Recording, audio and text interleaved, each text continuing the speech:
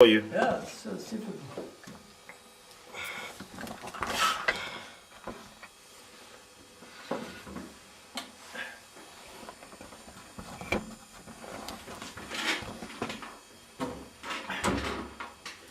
Okay, I'm going to repeat some questions which I may have already asked you, or things that you may have already said, because I want to record them Okay. on the tape. Yeah. So forgive me for that. Yep. So I'm with General Günther Rall on the 20th of November in his lovely home in Germany. So, thank you for seeing me, General. Thank you. My pleasure. I shall try to avoid going over things that appear in the book, Yeah. because I will read those later and, Sure. and expand on that. But for me, it's very interesting to talk to you. So, once again, thank you for seeing me, especially at such short notice. So, you are the world's highest scoring fighter ace still alive. That's true. You know, the most successful one was Bubi Hartmann, passed away a couple of years ago. He was in my group. And the next, Gerd Barkholm. They both passed away, and I'm now number 3. But it doesn't mean anything, you know. I'm not too proud of that. And most of the kills were against the Russian Air Force. Yes. And let me mention that. You know, everybody takes tremendous number of kills. Why? I was 5.5 years in operation or in the hospital. I was shut down 8 times. I was seriously injured 3 times. And but then I went back to my combat unit. You know, if you, like the Americans for instance, they come over, they fly 50 missions. They cannot shoot down 200 aircraft in 50 missions. So this is relative. Yeah. Yep. I mean, the German fighters were really used for a long time, you know, if they Very still alive. experienced. I presume some of them gained experience in Spain. Yes, the old ones. Yeah. They were in the Spanish War, Möllers, Trautluft, the old category, and we were too young for that. Yeah. I just finished my pilot's training when war started. I finished my fighter pilot's training. Went to the unit, my wing, at the Western Front against France when the war started.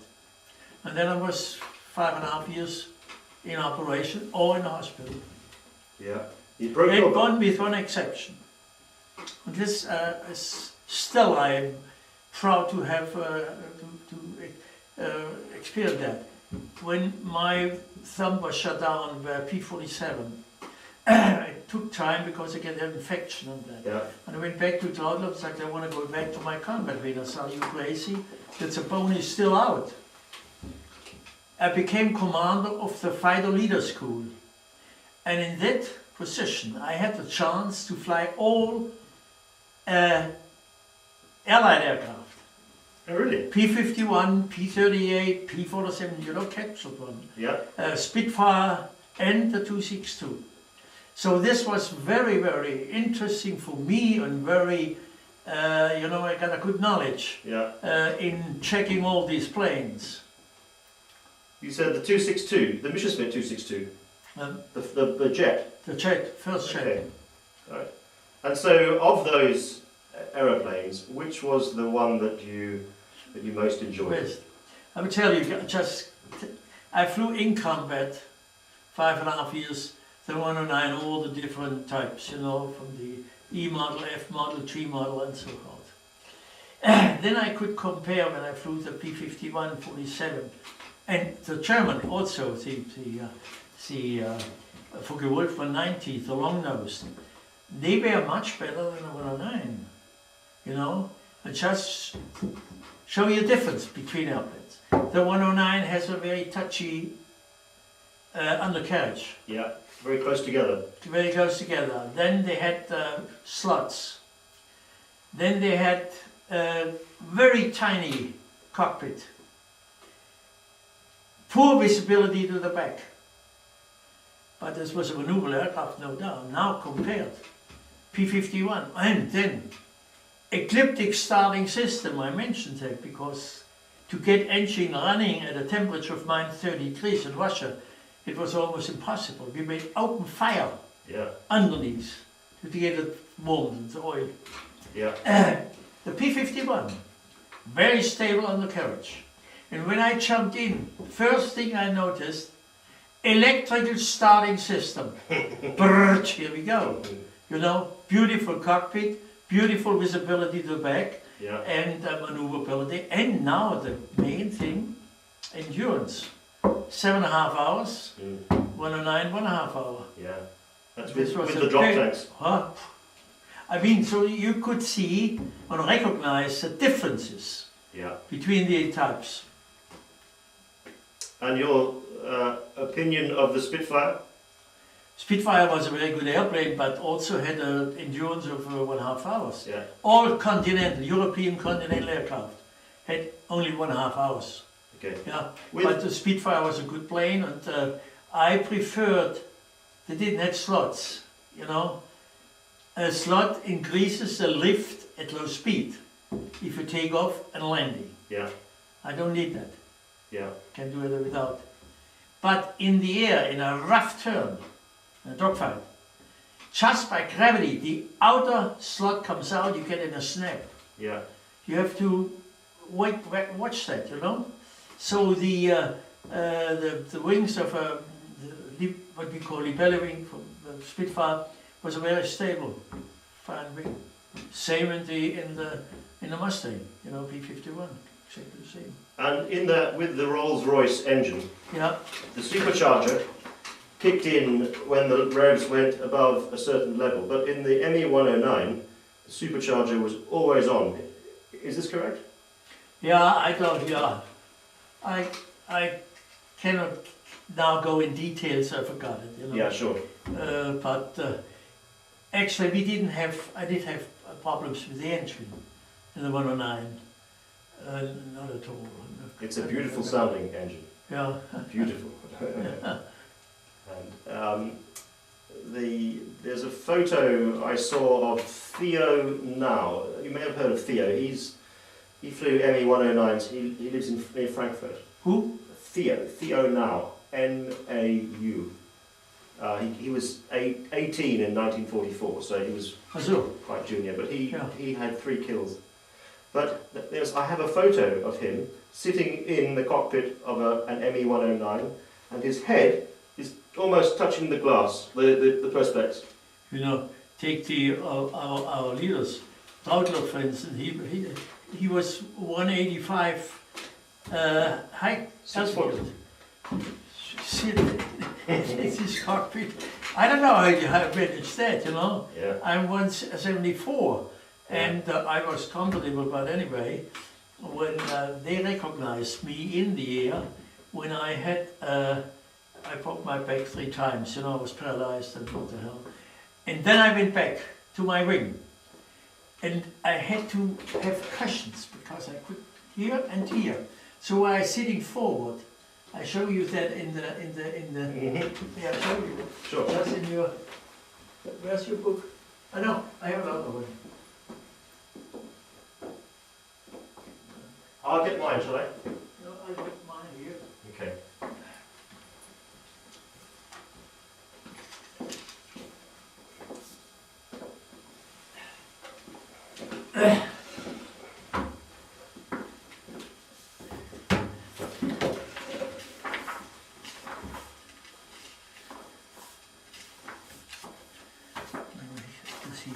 Was the glass in the, excuse me, is this perspex or glass? Plastic or glass?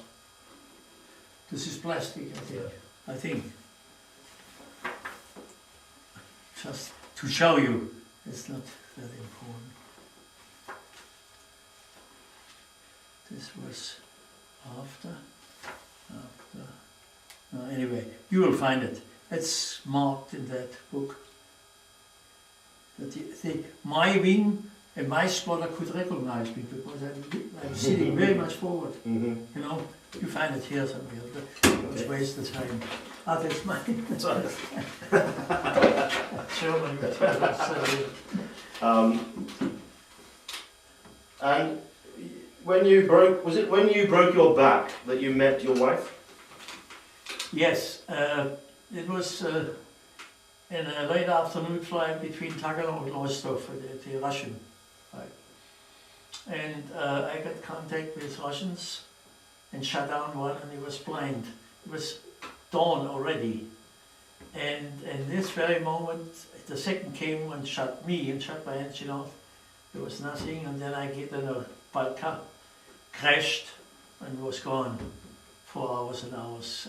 German tanks put me out and took me to Taganrog.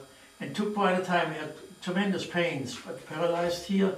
But there was no X-ray or nothing, you know, out in Russia. It was, and then after 3 weeks, they took me down to Bucharest, Romania. Yeah. There's a hospital with X-ray and everything. And immediately I was X-rayed, and then the doctor came and said, "Over and just flying, forget flying." Well, never. And I said, "Doctor, I will fly." And then I got a cast. Yeah. And I wore that cast for 5 months, 6 months, horrible tension cast. Yeah. And with a Red Cross train to Vienna and came to a hospital, and there the station doctor was my wife. Okay. That's very nice. Yeah. And 5 months in a cast. You must have gone crazy. Yeah, it's awful. You know, you shrink in that cast. You know, Yeah. when it's getting cold, you get wet and getting cold at night. Yeah. You know, and if you look here, you cut off your bloodstream. Yeah. A lot of problems, you know, with that, no doubt. But It's interesting to me to hear you say what you just said, because today, where I live, there are people everywhere with small problems in their lives, yeah, and they just do not cope. yeah.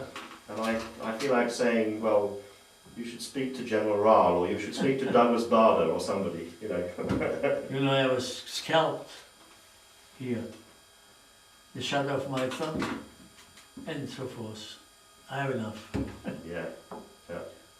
By the way, Douglas Bader and Stanford, I met them all Did you? After the war? as a prisoner. And just we can talk about it. You know, to be a prisoner in Russia was horrible. Horrible. I was an American prisoner, but there were thousands and thousands. And then Rudel, the Stuka guy and me, he was in Foucault-Ville in northern France. We got an order to go to England. They picked us up to the British Fighter Leader School in Tangmere. Mm-hmm. And there was Stanford Tuck, Douglas Bader, all these guys, and we were treated, never forget that, you know. The first contact, Douglas Bader came, Stanford Tuck came, when we came in prison, which is normal, but the doors were open. Stanford Tuck came, "Gentlemen, first time gentlemen, since months. Gentlemen, we didn't expect it early. Did you have lunch?" I said, "No sir, I didn't have lunch for the last 3 months." And then, "Do you want a cigarette?" "Yes, please." Treated as gentlemen. We fought a war every evening, sitting long at night and exchanging our opinions. I never forget that. This was absolutely top. Interesting. Yeah. Not everywhere. Not in Russia, forget it. Yeah. Do you think if you were captured by the Russians, you would have been shot? Could be. I mean, Bobby Hartmann, he was by the Russians. He came home, oh boy, Yeah. after 10 years. Yeah. Was it 200,000 Germans taken prisoner after Stalingrad? And how many got lost, killed? Yeah. Also killed. Yeah. We had a lot of pilots came down with a parachute and Russians were massacred. Yeah. Also. But the war is a dirty thing. I ask people when I do these interviews for their, I say, and what is your last word on war? Speak to my 6-year-old son. Tell him. War is, as I mentioned, is a failing human being. You know, they didn't. We have to try by diplomatic measures to solve the world problems, but it's not possible everywhere. A war is rectified, and if it in a defending position, not offensive. It's immediate Hitler. Yeah. Doesn't it?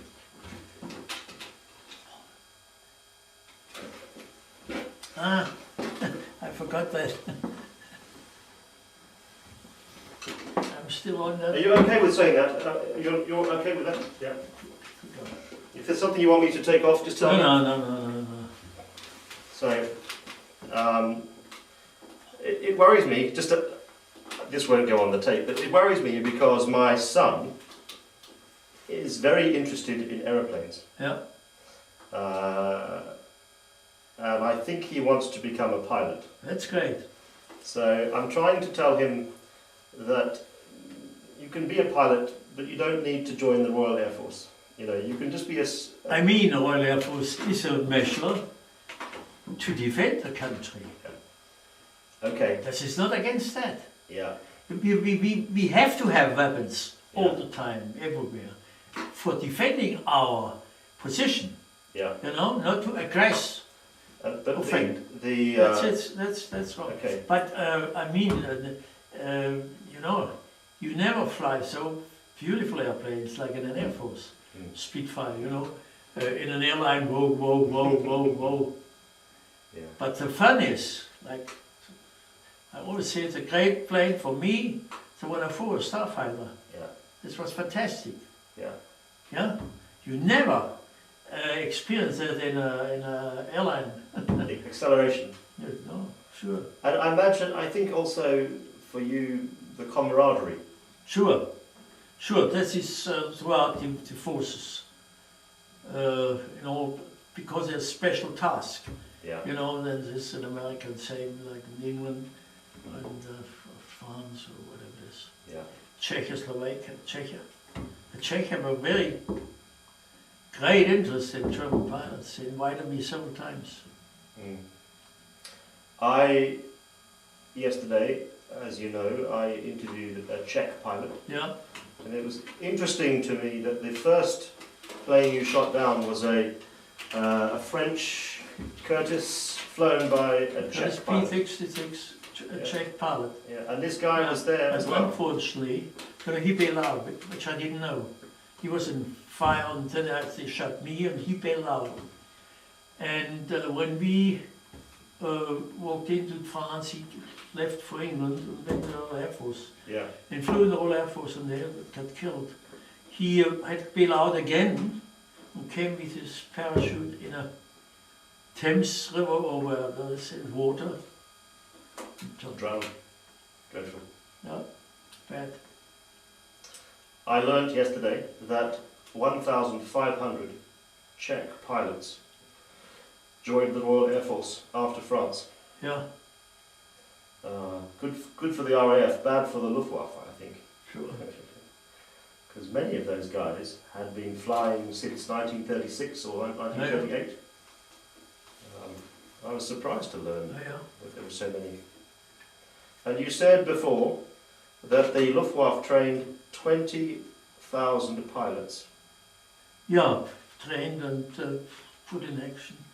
Not at the time, you know. Yeah. Over the 5 years. Yeah. And 2,000 returned. And how does that compare to, say, the submarine operations? Submarine is the losses are higher, but I can give you figures. I don't know that. Yeah. They lost. They were very successful at the beginning, and then the British or American invented a new system. Yeah. And it's killed them. Yeah. Yeah. And after the war, you had a very, I'll start again. After the war, you had a very difficult time. Yes, everybody had a difficult time, you know, but there was a tremendous spirit, Yeah. you know, to go back to normal life, to work and to make, this was a tremendous spirit, no doubt. Not all, it was, oh, whoa, whoa, no, let's go. Yeah. And then I was lucky, I was joined companies and Siemens and den Bodenseewerk. We made for aviation, for still famous company down at the Lake Constance. And I was there in for 6 years. And then Salem came, the Markgraf, and said, you have to come to the school to be the, more or less the secretary and the adjutant of Prince George William of Hanover. He was the school, the leader of the school. Okay. And I said, okay, Royal Highness, Your Highness, when the call comes, I joined the Air Force again. There I stayed 3 years in Salem, and then I joined the new German Air Force again, and then a new life started, you know. I always say, the old Air Force was a very national one. We flew inside our boundaries, Yeah. yeah? And the new one, it was global, NATO, Yeah. with our United States. And that was tremendous experience for us, you know. We trained on T-33 and the F-84 and so forth. And then I got the 104 and I spent most time over there. Yeah. In California, Nevada. Palmdale, Edwards Air Force Base, and all these places. It was fantastic. And then I chased around the world. And did the Americans, in the 1950s and the 1960s, were they still drawing on your experience from World War II as a fighter pilot? Or had the technology so changed that it was different? It's changed, and they had a different, I mean, I'm seldom one. I flew the 262 with the experience on a jet. Most pilots didn't have that, you know. And then we had only jets. T-33, we started with a T-6, you know, Yeah. Bob. And then T-33, and then F-84. Yeah. And then flew everything, 86s, and then, I mean, my favorite was the stuff out of it. Did you meet Chuck Yeager? Sure, many times. Yeah. Chuck is also in here. Is he? Okay. So you've probably, I think maybe you have met all of the famous Yeah, pilots. sure. With Chuck Yeager, when I was chief of staff of 4ATAF in Ramstein, Chuck Yeager was Vice Commander 17 Air Force. He just left the next house. We were very often together, even in the States. Yeah. When I came to the States, and I had some funny experience with Chuck. I'm sure. Yeah. But all this, Bud Anderson, these are good friends. Bud Anderson wrote the foreword in the English version of the book. This was the leader of Chuck Yeager in the war. Yeah. You know, and all these. Chuck Yeager is famous for the speed, breaking the speed limit, but he was also a very successful fighter pilot in World War II. He had And Korea. 15 kills. He wrote a book, you know, Yeager. Yeah. And he gave me this book, and I read it years ago. And here he says, in the North German plane, he flew the Mustang, P-51. They were ground attacks on everything was moved, on women, children, everything. And I said, Chuck, are you crazy? You put that in a book? It's against every international law. I said, this was an order. I say that because he blamed always us. Yeah. Yeah. The man I referred to before, Theo now, the 18-year-old Yeah. from 1944, he said that when he was shot down by a P-47, he was very scared that he was going to be shot in his parachute. Because he said that his colleagues, his comrades were that they believed that the Americans shot them in their parachutes. Sure. I will tell you, Zwannemann, he was in my group, squadron commander. Then he came on the North German front. And he was very successful. And then he was shot down and came down in the parachute with a bullet through his head. He cannot pull the parachute with a bullet through his head. He was dead. Mm. But, you know, an air battle and air combat is a very emotional thing also. Just as to excuse this maybe. And the fly bullets around also unaimed, you know. Yeah. It could be. But this is true. And I know it also from Czechia. Mm. Yeah. They shot him. In the German pilot's pass, forbidden to shoot a parachute. Was in the pass. Yeah, okay. War's a dirty thing. Yeah. Yeah. There's a movie that was produced in the 1960s called The Battle of Britain. And in the, I have the DVD of the movie, and there's a DVD that comes with the movie about the making of the movie. And it has an interview with General Mulders? Yeah. No, but he wasn't Charlotte, Colonel. He got killed when he was a colonel. Murders. Okay. It's the wrong man. Galland. Colonel. It was him. He was very angry that people should think that German pilots were shooting people in their parachutes. And he said, this did not happen. Yeah. We did not do this. So, You might be right. yeah. It was forbidden. By law forbidden.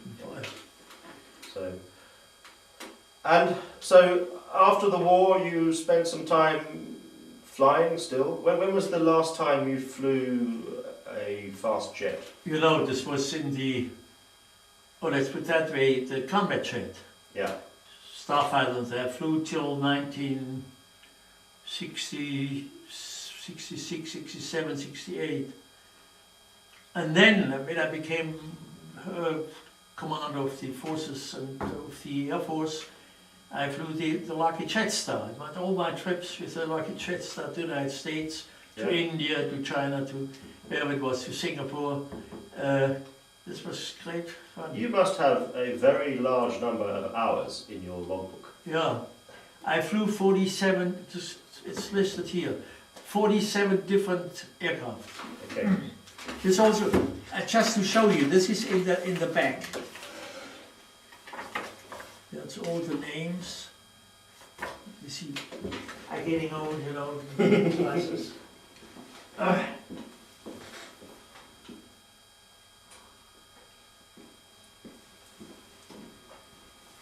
show you now the different stations in Russia. This is my victories. This is my career. These are all the stations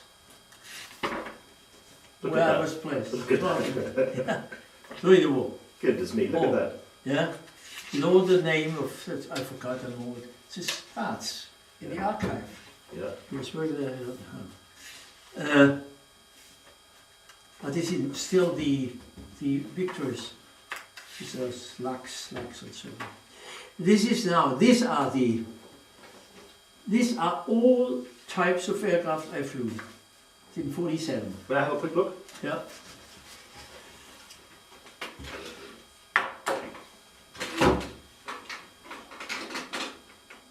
All the different types of Yeah. 109s.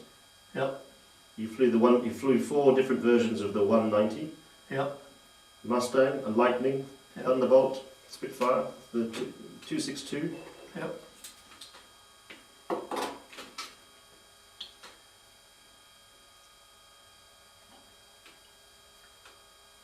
Phantom.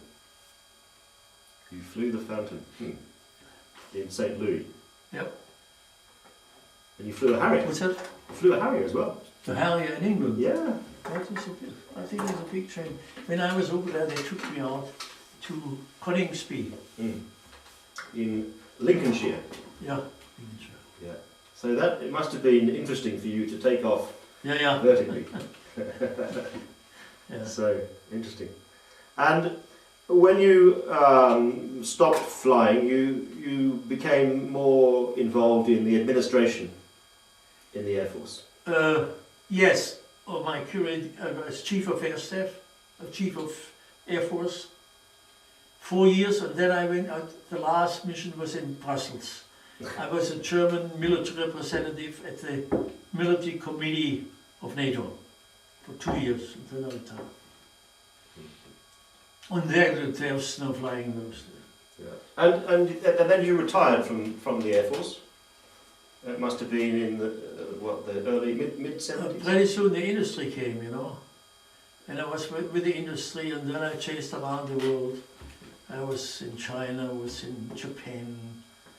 I was in Japan also as a 104 pilot, twice 4 weeks, because the Japanese also got the 104. Yeah. Yeah, and then I was in Hawaii, and I was with the Philippines, Manila, and twice in Singapore. They wanted to get me for air defense program. It was twice 4 weeks down, beautiful. Yeah. And on all countries. I was in all continents besides Australia. I never was in Australia or in New Zealand. Okay. But in all other places I was. Just talking for one moment about Japan. Japan. Did you meet any World War II pilots from Japan? Do you know any? The Chief of Staff of Japanese Air Force, I will tell you, General Genda. He was inventor of Pearl Harbor. Okay. And he was, at the time, I was colonel, and I was showing the 104 to different countries. I was invited to Japan. And before that, General Genda made his first visit to Europe after the war. His first station was England. And he landed in England, near London, with his plane. Opened the door, there was hundreds of journalists down there. They called, "General, what about Pearl Harbor?" And he said, "Well, I think we should have continued." Boom, boom, boom. Headlines, yeah? Headlines. Back to Japan. The parliament was discussing, should we call him back or what the hell? I said, no, we spent the money already, leave him go, let him go. But this was a matter of language barrier. He didn't understand. From there on, he was not allowed. I have to give him a briefing about the 104 in Bonn. And I was prepared in English. There were exactly 45 minutes. The door went open. Chief of Staff came in, General Genda said, in German. So you crazy, there's a completely different time factor, you know? He was not allowed to be addressed in English or to speak English from there on. This was General Genda. And then later on, I came to Japan. I stayed 4 weeks in Japan. I was with him. I was a fine man, no doubt. And he made a plan for Pearl Harbor. But he couldn't attend, he was on a carrier. And he got an appendicitis. Exactly, but that's where he was in the hospital, the carrier. Yeah, it was Genda. I just, as an aside, I am having difficulty finding a Japanese pilot to photograph. And I wrote to the Japanese embassy, yeah. But I have not heard back from anybody. Oh, no. So any assistance from anywhere would be most welcome. Oh, yeah. Anyway, let that go. So you led a very active life even after you finished with the Air Force. When did you start to slow down and do things not quite so You know, I was intensively. very much engaged in the industry, in starting all this, in civil life I was very busy for quite a time, but now I slow it down. Yeah. Auch the trips, you know, I had at least 3 times a year in the United States, you know, in England, in France, in Czechoslovakia, in Russia. Were invited 3 times to Russia, and so forth. But now I think it should be slow it down a little bit. Yeah. But it's a good place, you know. It's a very beautiful place. Yeah. And I mean, there's snow everywhere today, but it's cold outside, but it's beautiful. It's getting warmer now. It's going up to 8 degrees Okay. tomorrow, the day after tomorrow. Yeah. I mean, this is one of the most beautiful parts of Europe, I think. It's my first visit here. Yeah, we have the great one. It's Salzburg is close here, mountains are here. I was skiing till 4 years ago, then I stopped that, you know. You stopped skiing 4 years ago. It's impossible. 85 years old. Yeah, but You stopped skiing at the age of it was 85. fantastic. You have fantastic areas here. Yeah. Skiing, not far away. Yeah. 40 minutes you're on top. And for your hobbies, what do you do to keep yourself interested? Huh? What do you do in your spare time? Do you know the English word hobby? Hobbies? Oh, do many things. For instance, whiskey. You know? By the way, do you want to get a drink? Sure. Huh? Oh, that would be very nice. One. One, because I have to drive. Exactly. Yeah, yeah, You're very, very cute now. yeah. It's I have to go If you'll excuse me, to the meeting. So,